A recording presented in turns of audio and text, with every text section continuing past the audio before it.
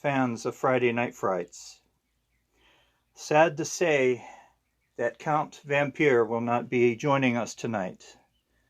He is out of town, and instead, he has brought you a friend to join in. A special request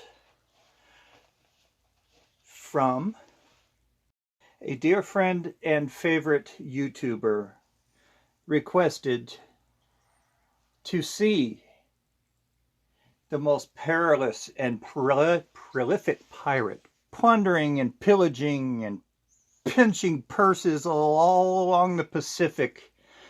We bring you the one, the only Black Byron, the pillager, to stand in for Count Vampire for the night, to read Friday Night Frights. Ahoy there, mateys.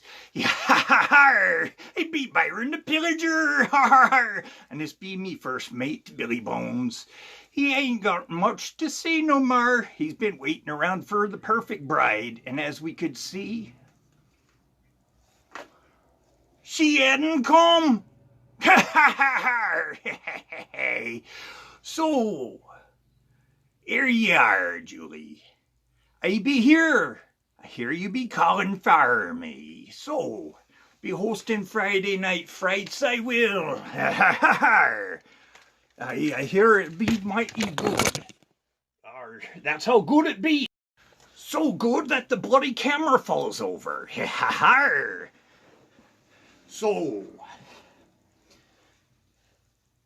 I be told that this book here, Scary Stories, more Scary Stories to Tell in the Dark, by Arvin Schwartz, and drawings by Stephen Gamel, be quite a good read. So, in order to be legible in me speech, be trying to talk more like a lubber, I do. Aye. So, this first story is titled Bed by the Window. How many of you keep your bed by the window? I was terrified to sleep by the window as a child for the fear of somebody looking in at me while I slept. 3 old men shared a room at the nursing home. The room only had one window, but for them, it was the only link to the real world. Ted Collin, who had been there the longest, by the bed next to the window. When Ted died, the man in the next bed, George Best, took his place. The man next to George Best, and the third man, George Green, took George's bed. Despite his illness, George was a cheerful man who spent his days describing the sights he could see from his bed. Pretty girls, yar! A policeman on horseback, miss scurvy lubbers. A traffic jam, likes traffic jam, I do on toast. Our pizza parlor, a fire station, and other scenes left outside. Richard loved to listen to George, but the more George talked about life outside, the more Richard wanted to see it for himself. He knew that only when George died, he would have his chance.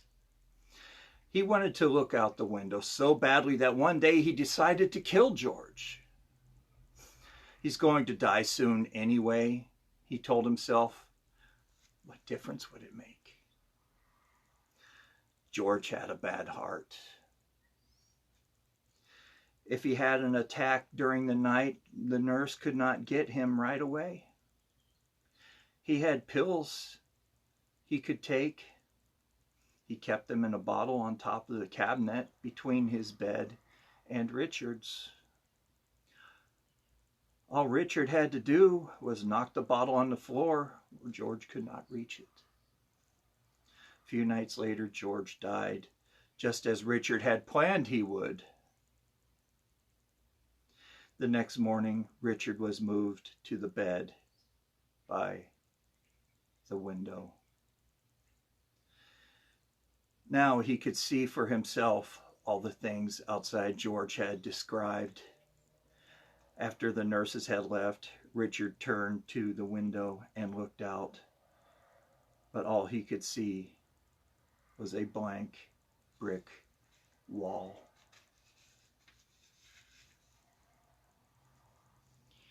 What a silly thing to kill somebody over. He got his reward.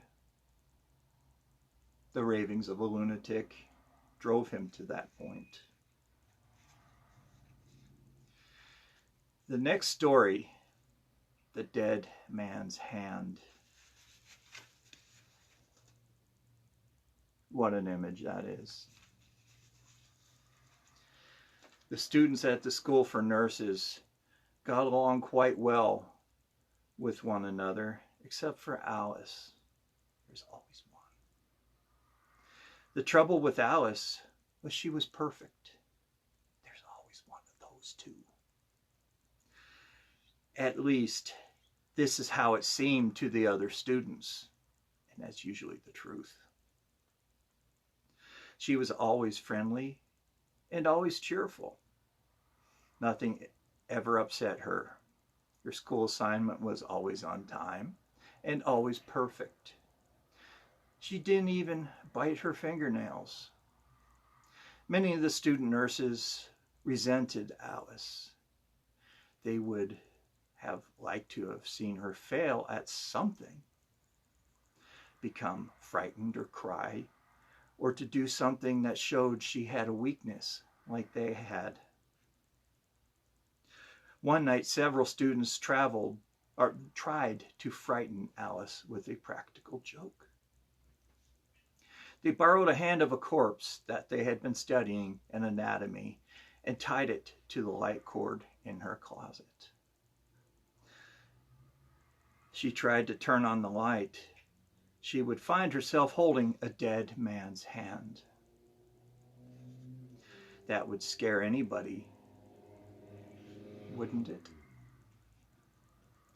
One of them said, if it doesn't scare her, nothing will.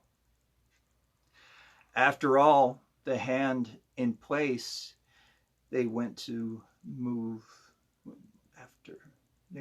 movies. When they got back, Alice was asleep. But when they didn't see her the next morning, they decided to find out what had happened. There was no sign of Alice in her room, but they soon found her. She was sitting on the floor in her closet, staring at the dead man's hand, mumbling to herself. That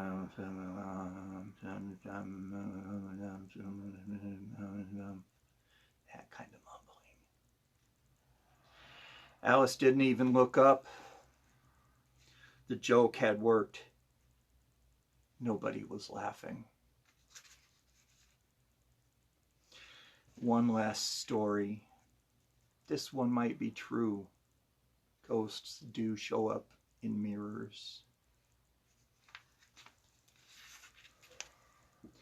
It is called A Ghost in the Mirror. I'm talking to the ghost in the mirror, asking him to scare away. Sorry.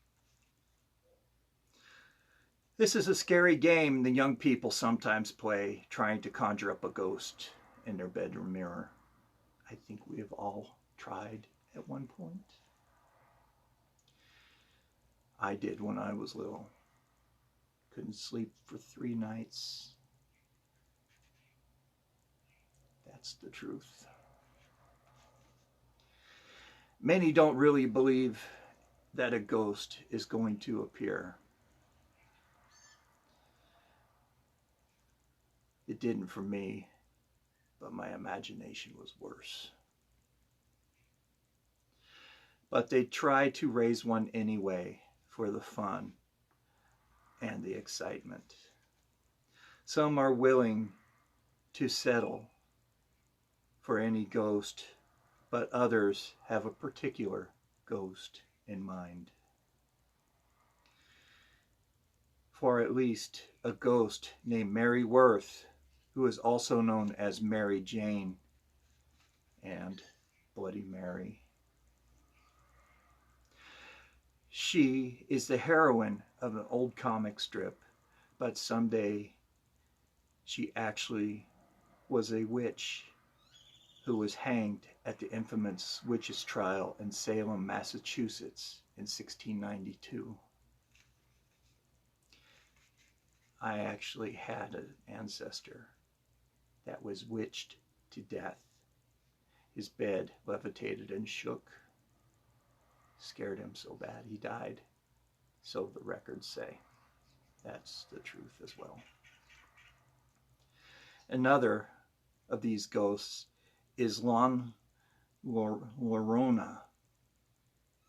the weeping woman who wanders the streets, cities, and towns of Texas to California and throughout Mexico looking for her lost child. Living in the American Southwest, I've heard this tale too. Still, another is Mary Wales, a young woman who is supposed to have been killed in a car accident in Indianapolis, Indiana, about 1965. Her ghost is one of the vanishing hitchhikers. That is true. It is said that again and again she thumbs for a ride home in the passing car, then vanishes before she gets there.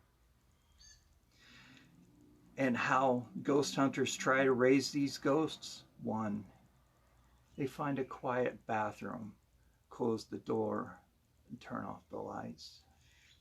While they stare at their face in the mirror, they repeat the ghost's name. Usually, I will skip the number of times. If any ghost will do, they may call any ghost in the name of that ghost. If they do manage to raise one, this face will slowly rise and replace their face in the mirror. Yar! That'd be scary. Some say a ghost is likely to be angry at being disturbed. I would be. If it gets angry enough, they say we'll try to shatter the mirror and come right into the room. But a player can always turn on the lights and send the ghost back to where it came from. And then, when this happens, the game is over. Do you want to try to play one of these games? Well, then you be an idiot.